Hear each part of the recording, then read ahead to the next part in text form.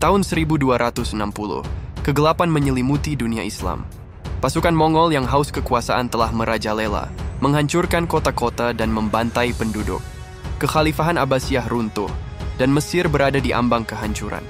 Namun, dari kedalaman keputusasaan, muncullah sosok yang ditakdirkan untuk menjadi cahaya harapan, Rukn ad-Din Baibars.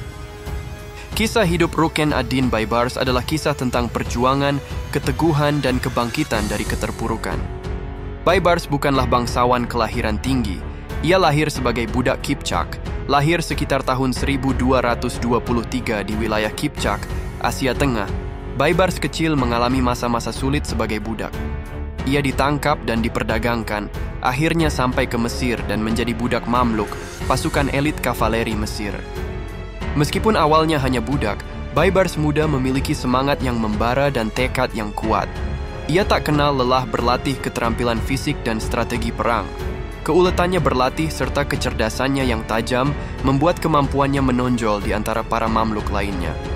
Ia dengan cepat naik pangkat, membuktikan bahwa ia bukan sekadar budak, tetapi pemimpin yang berpotensi dan segera dijuluki Aslan, singa, karena keberanian dan kekuatannya. Ketika Mongol menginvasi Mesir, Baibars melihat kesempatan untuk membuktikan dirinya. Dalam pertempuran Ain Jalut yang legendaris pada tahun 1260, ia memimpin pasukan Mamluk yang kalah jumlah melawan tentara Mongol yang perkasa. Baibars menggunakan taktik cerdik, memanfaatkan medan gurun yang gersang dan terik matahari untuk melemahkan pasukan Mongol. Dia dan para Mamluk bertempur dengan semangat yang membara, menghujani musuh dengan panah dan pedang. Akhirnya, setelah pertempuran yang brutal, Baibars berhasil meraih kemenangan yang mustahil, menghentikan laju ekspansi Mongol dan menyelamatkan Mesir dari kehancuran. Kemenangan di Ain Jalut menjadikan Baibars pahlawan di seluruh dunia Islam. Ia kemudian diangkat menjadi Sultan Mamluk pada tahun 1260, memulai pemerintahan yang ditandai dengan penaklukan dan perluasan wilayah. Baibars tidak hanya seorang pejuang yang tangguh, tetapi juga seorang pemimpin yang bijaksana.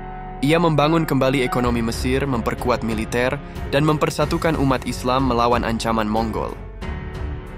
Sepanjang pemerintahannya, Baibars memimpin para Mamluk dalam serangkaian pertempuran heroik melawan Crusader dan Mongol.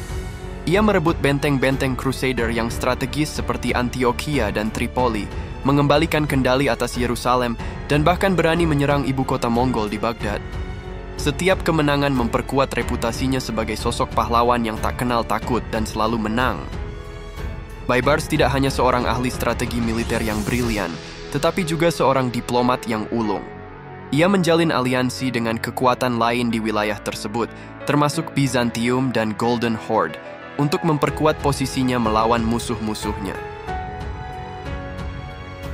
Rukn ad-Din Baibars meninggal dunia pada tahun 1277, namun warisannya tetap hidup.